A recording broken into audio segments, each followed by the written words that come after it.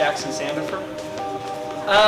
I've been going to Swink for about 2 years now, and at the end of October will be 2 years. One thing I would say is, man, I just love, I love Swink. I love the people at Swink. I love our coaches, and I guess, you know, one thing I just want to say from me and Christina is thank you, our coaches, the people, for, man, making life fun, man, enjoy, you know, going through what we go through together, all of those things. Just thank you. Good times all the time, baby. Let's go. You got that one out of the way, though. Yes. Oh, you did. All right, Courtney, let's practice these. Just real quick. What brought me to Swink actually was my wife. Had my own little workout regimen, I guess you could call it. And I was enjoying that, and she really liked Swink. She had come here a little bit, you know, for a time before, and she really wanted to get back into it. She begged me, please just come and try with me. I was like, no, I don't want to go do CrossFit. It's terrible. But I was like, finally, okay, I'll go and try it out. And went and tried it out first time and never left. If I could be anybody in the gym besides myself, ooh, I think, you know, I would have to choose Greg Birch, because I think that everybody in the gym wonders what's going through his head sometimes. So I think that, you know, anytime he asks somebody what happened when they tried really hard in the workout, anytime he, you know, says the crazy things he does when he shows up late to Saturday mornings, all of these things, I would just really enjoy to be able to, I guess, understand Greg a little bit better and be able to communicate that with people. So I would say Greg Birch. That would be interesting. That'd be interesting. That's awesome. That's awesome. It's if I were to put together my own workout, that would be the name would be Jackson on it, right? It's hard because it would suck no matter what. But I think that I would definitely want to put a heavy deadlift in there. So thinking through it now, I think that I would go on a 1 mile run for time. 1 mile run for time, and then you have 10 minutes to find a heavy 1 rep deadlift max. And just, you know, see how high you can get after that 1 mile run. Oh, and then you only have you know, I guess for guys, I mean, obviously you could scale it or whatever, but so that people aren't taking forever, if you don't complete the mile in a certain amount of time, you don't get to deadlift. So that's what I would do. I think it'd be fun and interesting to see. We're going to do it next week, aren't we?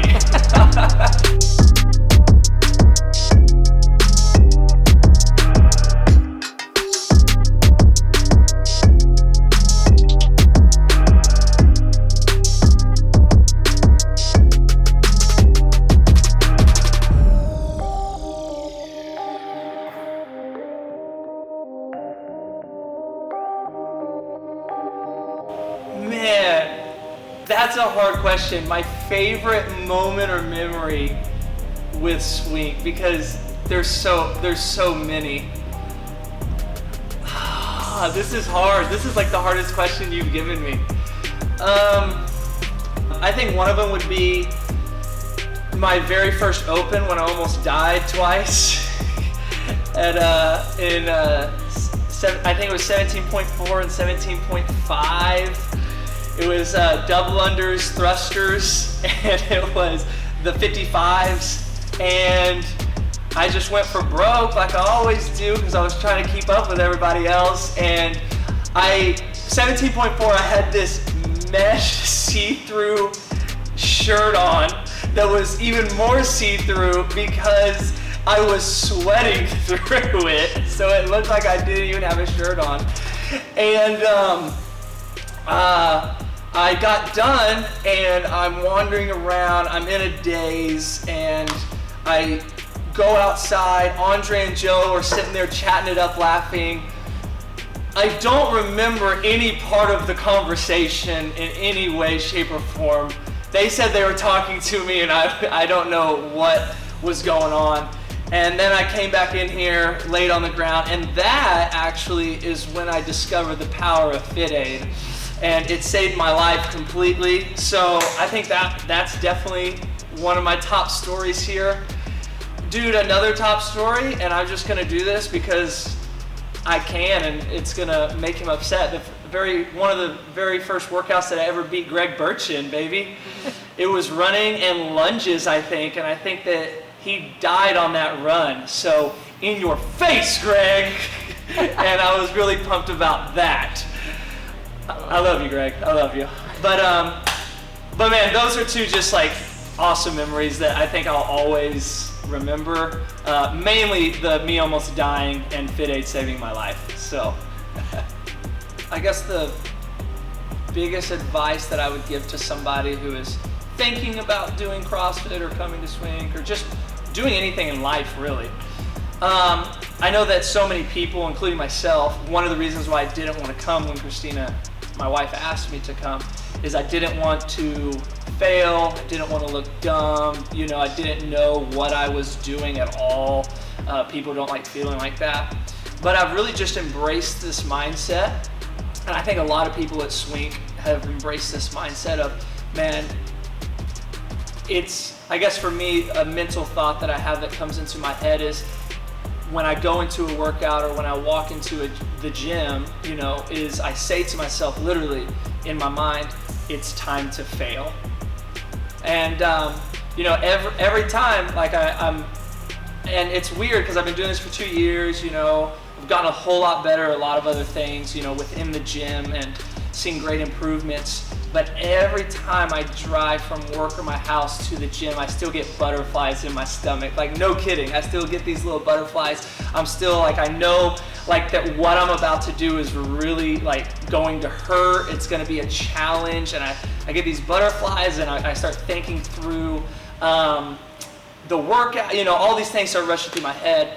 And I'm like, man, and I think these thoughts of, am I going to get the weight up? You know, am I going to finish under the time cap? Am I going to be able to do one of the movements that maybe I'm not really efficient in?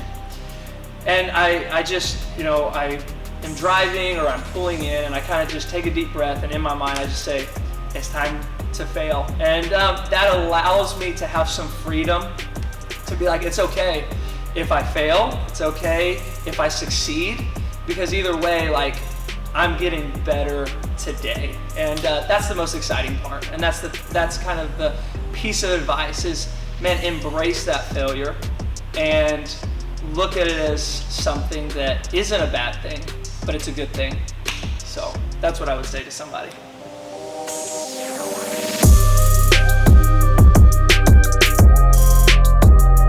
I'm feeling like somebody just cut half my body off and took my forearms with them too. Yeah. So right here I'm good, but right here and here is gone. It was terrible, but it was fun. Yeah? It was fun. I'm glad it's over though. So glad it's over. But you still got Monday for redos. It's because of her. She helped me out. So it's all about, baby. Teamwork make the dream work. Teamwork makes the dream work, man. It's fun. But tomorrow's gonna suck. Again.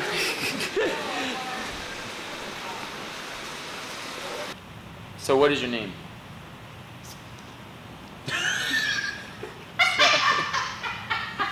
I'm giving it buffer time.